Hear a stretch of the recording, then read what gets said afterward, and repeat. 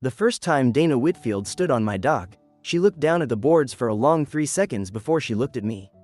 Most people look at the water first. She looked at the wood.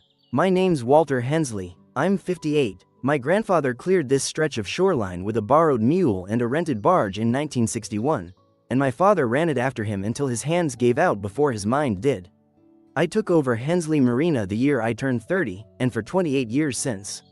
I've hauled boats, patched hulls, and kept 41 slips full through winters that would have sunk a lesser business. I don't say that to brag.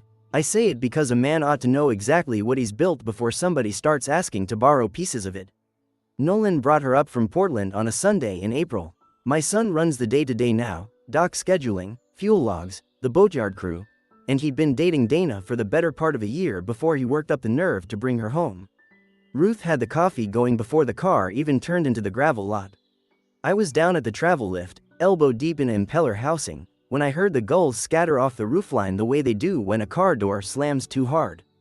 Dana came down the ramp in shoes that weren't built for it, holding onto the rail like she didn't trust the tide to leave it alone.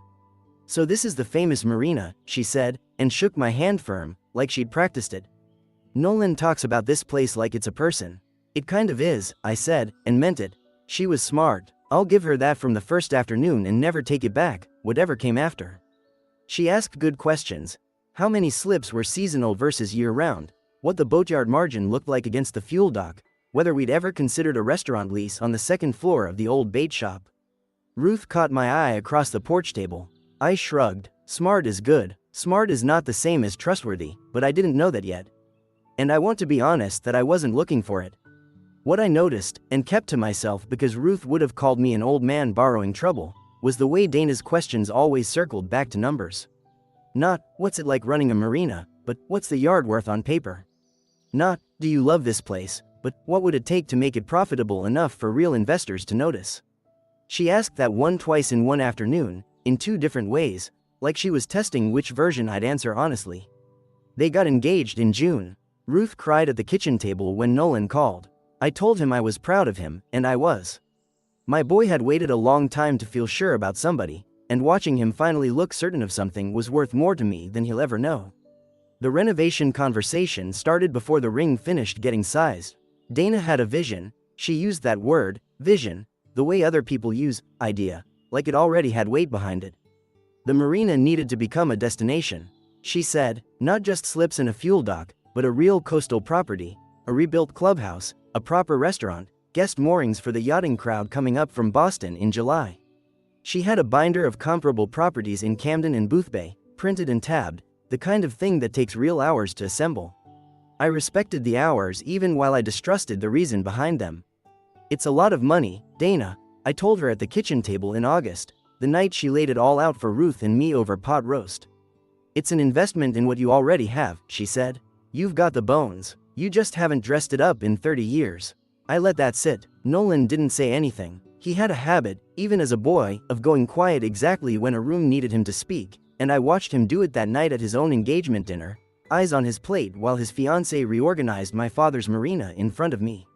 I said yes anyway, not because she'd talked me into it, because I wanted my son to have something real to build a marriage on. Something with his name on the deed someday instead of just his father's ghost hanging over the office.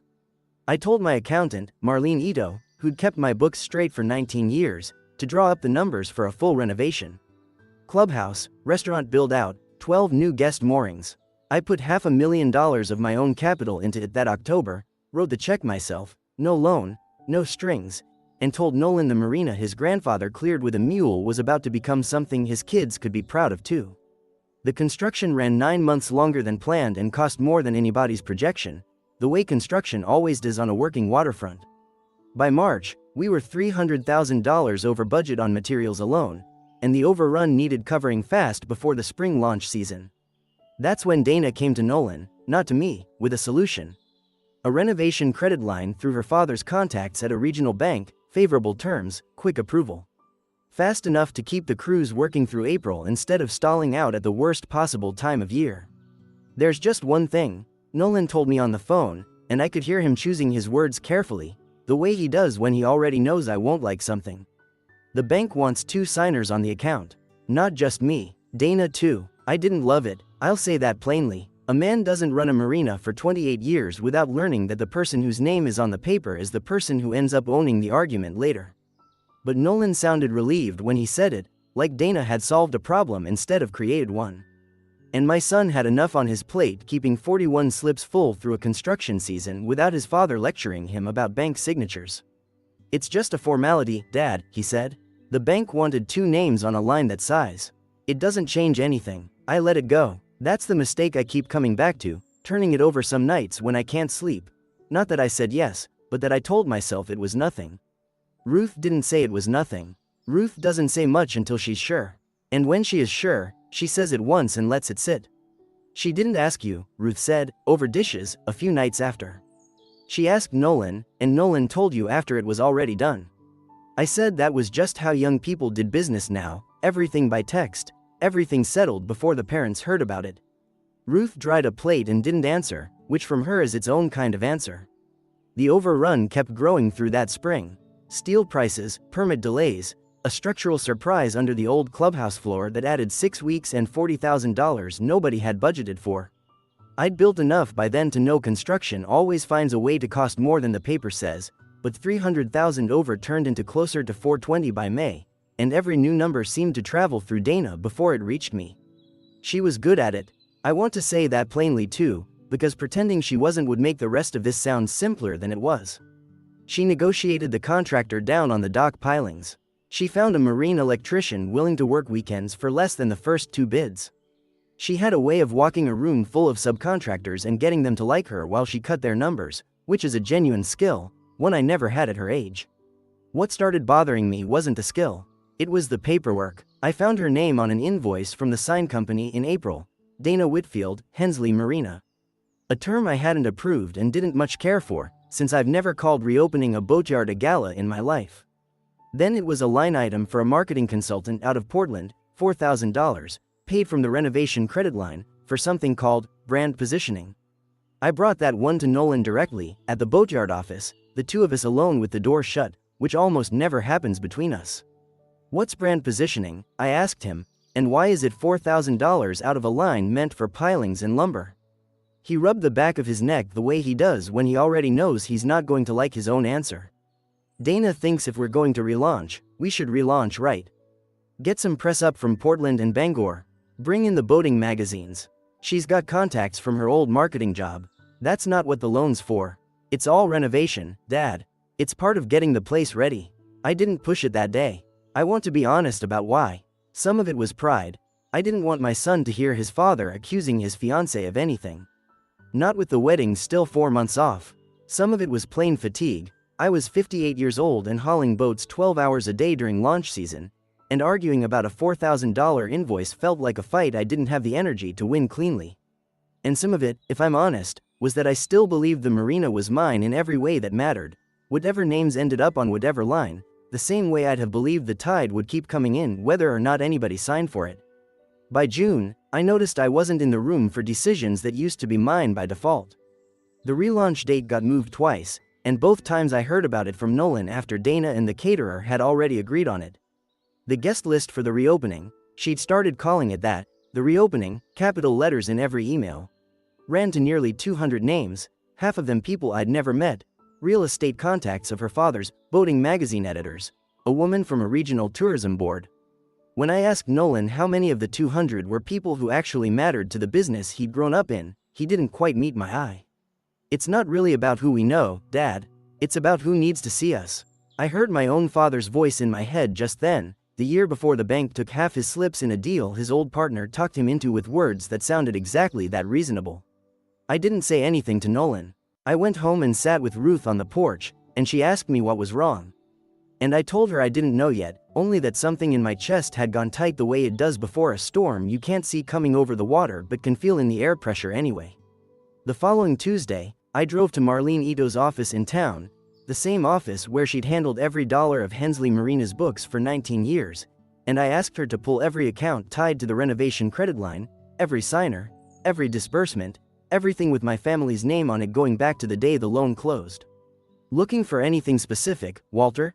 she asked, already reaching for her glasses. "I honestly don't know," I said. "That's what worries me. The Marlene meeting sat with me for 2 weeks before the invitations went out for what Dana was now calling, in gold foil lettering on heavy cardstock, the Hensley Marina grand reopening. I hadn't seen the final guest list. I hadn't seen the final anything. What I'd seen, the week before, was a rack card at the local marine supply store advertising the event. And at the bottom, under a photo of the rebuilt clubhouse, it read, "Hosted by Dana Whitfield." Ruth found me at the kitchen table that night, the card between my hands.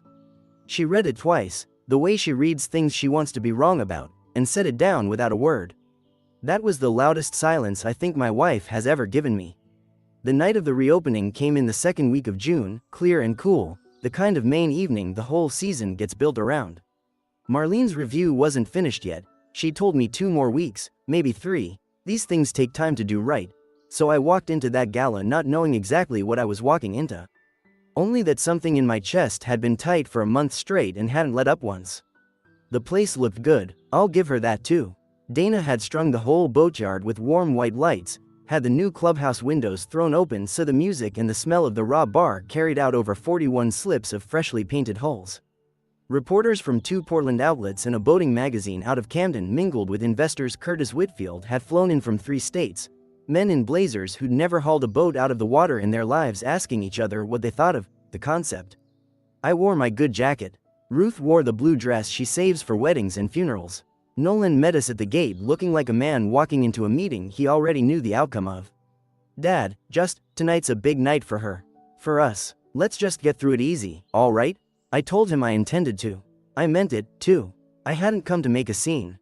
I'd built the place. I could stand in a corner of it and drink a beer and watch other people admire it. That's not humility. That's just arithmetic about what a night like that is worth compared to what a fight would cost. Dana found the microphone around 8, when the crowd had thickened enough to matter. She stood on the clubhouse steps in a green dress the color of the harbor at dusk, and she thanked the contractors, thanked the bank, thanked her father for his guidance, thanked Nolan for his vision, she said, like Nolan had drawn the plans instead of just signing where she'd told him to. She talked about legacy. She talked about honoring what came before while building what comes next. She never once said my name. A reporter from the Camden magazine, a young woman with a notepad, worked her way over to me near the raw bar afterward.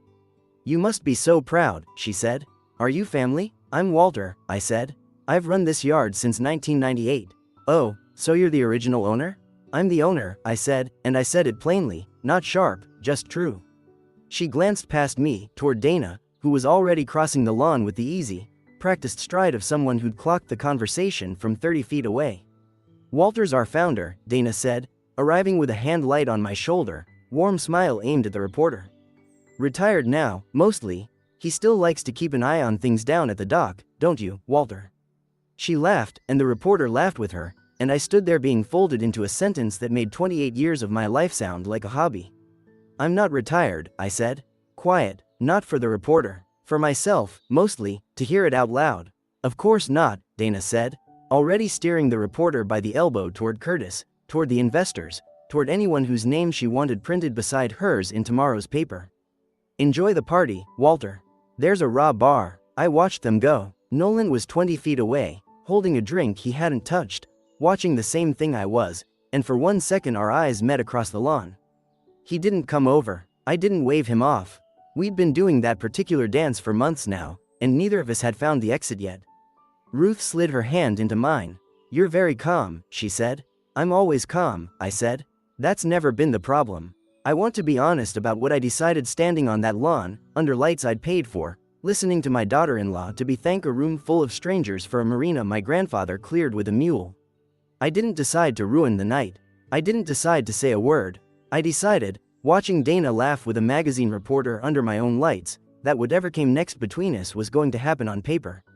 In rooms with lawyers in them, on my timeline and nobody else's. That decision didn't feel like anger. It felt like the tide going out, slow, total, and impossible to argue with once it starts. It was almost 10, the crowd starting to thin toward the parking lot, when an older man in a boating windbreaker I didn't recognize, a slip renter from 2 towns over, I'd learn later, stopped me near the fuel dock with a drink in his hand and an easy, curious smile. "Hell of a spread," he said. "So how's this work now? You and the young folks split it, or is she running the whole show?" I looked at him for a moment before I answered. What did she tell you her percentage was? He laughed, like I was in on some joke. She told the fella next to me she and your son owned 60% between them. Said you kept a piece for old time's sake. He took a sip of his drink, still smiling, waiting for me to laugh along. I didn't laugh. I didn't answer him. I just nodded like the number meant something reasonable, thanked him for coming, and walked him toward the bar before he could ask anything else. Ruth found me a few minutes later, and I told her what I'd heard. She didn't gasp, didn't reach for my arm. She just looked out at the lit-up dock a long moment and said, "Well, now we know what she's telling people." Marlene's review came back 9 days after the gala. She asked me to come by the office instead of sending it over email, which told me most of what I needed to know before I ever sat down across from her desk. "There's no clean way to say this, Walter," she said, sliding a folder toward me. "Dana's name is on 11 vendor contracts tied to the renovation credit line that never crossed your desk. The sign company, the caterer, the marketing consultant, a branding firm out of Portland you've never heard of, paid $12,000 for what they're calling a launch identity package. All of it authorized under her signature as co-signer on the account Nolan opened. None of that's illegal," I said. "She's a signer. She's allowed to sign things." "No, it's not illegal," Marlene agreed. "But she's been telling people, and I heard this myself at the reopening, that she owns 60% of this marina with your son. There's nothing in any filing, any deed, any operating agreement that says that's true. Not one document. What she has is a name on a loan and a very good story." I sat with that for a while. I want to tell you I felt anger, something hot and immediate, but that's not honest. What I felt was closer to recognition, the particular, sick feeling of watching a pattern complete itself after you've spent months telling yourself you were imagining it. I called my attorney, a careful man named Ellis Grady who'd handled every contract I'd signed for 2 decades, and told him I wanted to talk about protecting the marina. Not punishing anybody, protecting it. We met 3 times over the following 2 weeks, always in the evening, after the yard had closed and the last mooring lines were tied off for the night. Ellis laid out the options plainly. I could confront Dana directly and risk turning it into a war that Nolan would get dragged into from both sides. I could do nothing and hope the marriage settled her down. Or I could do what my own father never did when his partner started acting like an owner without ever holding the paper that said so. Move the assets somewhere a name on a credit line couldn't reach it. "A family trust," Ellis said. "Marina, buildings, slips, all of it, held for the benefit of you, Ruth, and Nolan, and a divestiture clause. If it's ever established that a non-family stakeholder acquired any interest in the business through undisclosed use of company credit or company funds, that stake gets bought out at fair market value, full stop, no negotiation." It doesn't accuse anybody of anything today.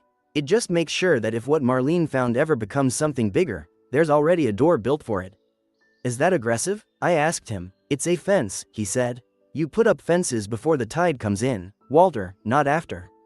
I signed the trust documents on a Thursday night in his office, the harbor dark outside the window, Ruth's name and Nolan's name on the page beside mine, nobody else's. I drove home afterward and didn't go inside right away. I walked down to the dock instead and stood at the end of it for a long time, looking at the black water and the lights of the boatyard my grandfather built with a mule and a rented barge. I didn't feel triumphant. I felt like a man locking a door he never wanted to need locked. Ruth was waiting up when I came in. "You didn't tell Nolan," she said. "It wasn't a question." "Not yet," I said. "There's nothing to tell him yet. It's a fence, Ruth. That's all it is. He's going to feel like you went around him. I'm not going around him. I'm going around whatever this turns into if I'm wrong to worry." I meant that. I still mean it, but Ruth's face that night had a particular kind of worry on it, the kind she gets when she can see 2 people she loves heading toward a collision neither one of them can see coming yet. And there's nothing she can do but wait for the sound of it. 10 days after I signed the papers, Nolan called me from the Marina office, his voice carrying that same careful, over-explained tone he'd been using with me since spring. "Dad, Dana and I have been talking about the second phase," he said.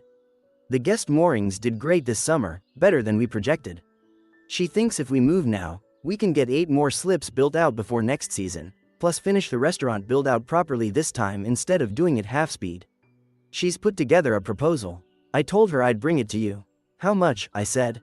$210,000, Nolan said. "She wants to draw it against the credit line again, same as before." I looked out the office window at the water, at the lights coming on along the dock the way they did every evening around this time, steady and unbothered, like nothing underneath them had changed at all. Send me the proposal, I said. I'll look at it. I asked Marlene to pull the full backup on Dana's expansion proposal before I gave Nolan an answer, not because I doubted the number, but because I'd learned by then that with Dana, the number on the page was rarely the whole story. What happened next, I only learned in pieces, weeks later, when Nolan finally told me himself. I'm going to tell it the way he told it to me, because it's his to tell, not mine. He'd stayed up late one Tuesday night in September, alone in the Marina office after closing, going through the credit line statements to build out the backup for the $210,000 request. He wanted it airtight before it came to me. He'd told me that much himself. He wanted, for once, to hand his father something clean. It wasn't clean. Buried in the June statement, a wire transfer for $18,000, marked simply as vendor deposit, clubhouse fixtures. Nolan almost scrolled past it.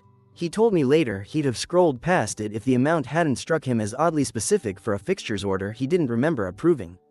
He pulled the receiving account details, the way you do when a number won't leave you alone. It wasn't a fixture supplier.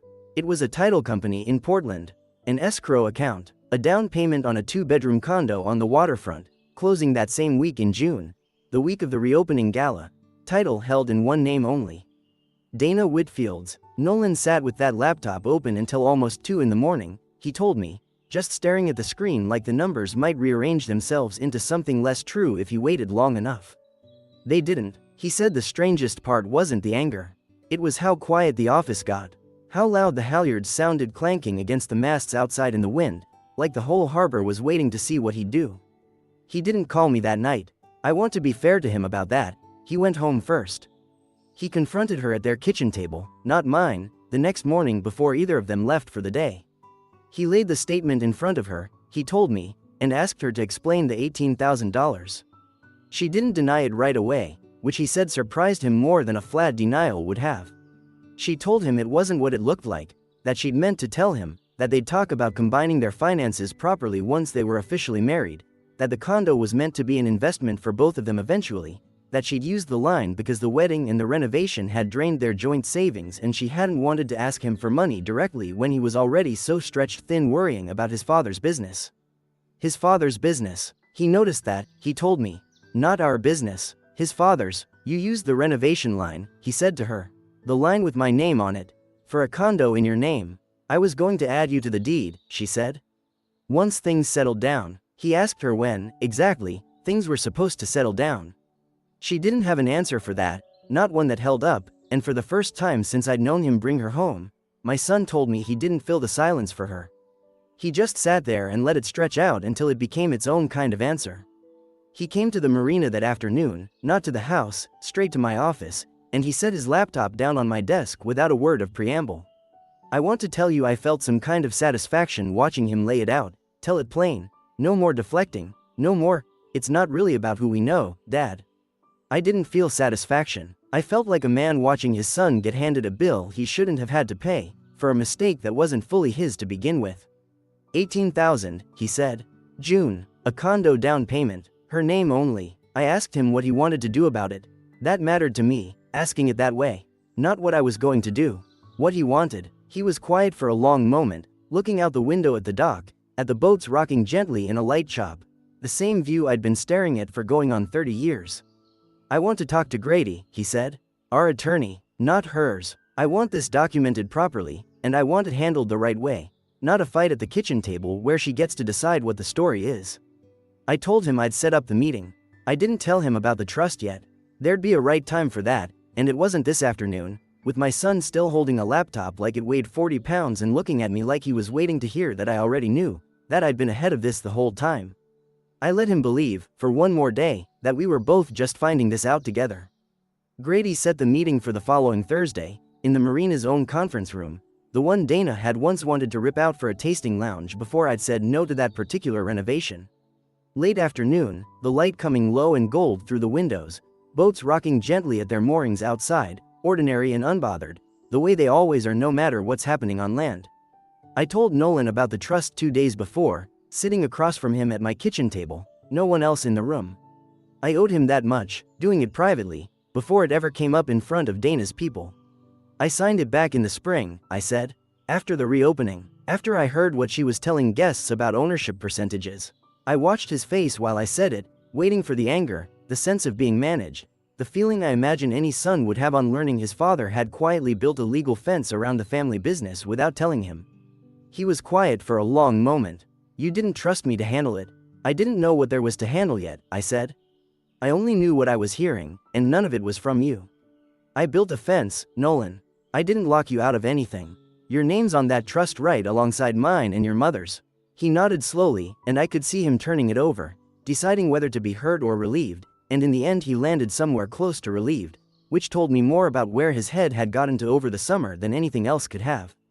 Dana came into that conference room Thursday in a gray suit, composed, her father Curtis beside her looking older than I remembered from the gala, an attorney on her other side I'd never met. Grady sat beside Nolan and me. Nobody shook hands. That felt right, somehow, not cold, just honest. Grady laid it out plainly, no theatrics, the way I'd asked him to. The $18,000, the escrow transfer, the title held solely in Dana's name, dated the same week as the reopening gala where she told a room full of investors and reporters that she and Nolan owned 60% of Hensley Marina together. He set copies of the wire transfer and the title documents on the table, and slid them toward Dana's attorney, who read them without much expression. The way a man reads something he's already been warned about. Dana didn't deny it, I'll give her that. She sat very straight and said the down payment was meant to be temporary, that she'd intended to reimburse the credit line once her consulting contracts came through, that she'd never meant for it to look the way it looked now, laid out on a conference table with two attorneys and her husband watching. You told people we owned 60%, Nolan said. His voice was steady in a way I hadn't heard from him all year. Not might, not hope to. You said it like it was already true. I was building something for us, Dana said. For our future. I didn't think you'd begrudge me getting ahead of things a little. A little, Nolan repeated, and I watched something in him settle, quiet and final, like a door easing shut on its own weight. Grady then explained the trust, the divestiture clause, drawn up months before any of this came to light, requiring any non-family stakeholder to relinquish or sell back, at fair value, any interest acquired through undisclosed use of company credit. He was careful to say it wasn't punitive. It was structural. It had been sitting there, dormant, since the spring, waiting to see if it would ever need to matter. Curtis Whitfield spoke for the first time then, quietly, mostly to his daughter. I told you a year ago this would catch up with you, he said. You didn't want to hear it. He looked at me across the table, and for just a moment something passed between us, not quite an apology, but close enough to one that I understood it for what it was. Dana was given a choice, laid out plainly by Grady: repay the diverted amount in full and relinquish any claim to ownership stake she'd represented publicly, or contest the trust's terms in court, where the credit line agreement, the wire records, and Nolan's own testimony would all be part of the record. Her attorney asked for a week. Grady gave her 2. She signed the settlement 9 days later. I wasn't in the room for that part. Nolan was, and Grady, and that was enough. He filed for separation 11 days after the meeting in that conference room. He told me over the phone, not at Sunday dinner, not with Ruth standing in a doorway listening. Just the two of us, his voice tired but clear in a way it hadn't been all year. I keep thinking about the reopening, he said, standing there watching her thank everybody but you. I think some part of me already knew that night. I just didn't want to be the one who said it out loud. I didn't tell him I'd known longer than that. Some things a father doesn't need to say twice. The separation was finalized in early spring, quicker than either of us expected, mostly because Dana didn't contest much once her attorney saw what Grady had assembled. She repaid the diverted $18,000 in a lump sum within 30 days of the settlement, and relinquished, in writing, any claim she'd represented to reporters, investors, or anyone else that spring.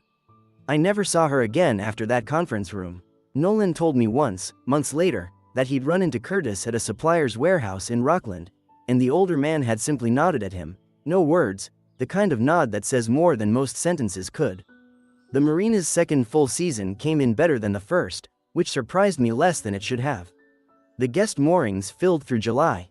The restaurant, finished properly this time with money that actually belonged where it was spent, ran near capacity most weekends. A boating magazine out of Camden ran a small feature on the renovation in June. No mention of anybody's ownership percentage, just good photographs of the docks at sunset and a paragraph about 3 generations of the same family running the yard. I cut it out and put it in the drawer where I keep things that matter more than they should.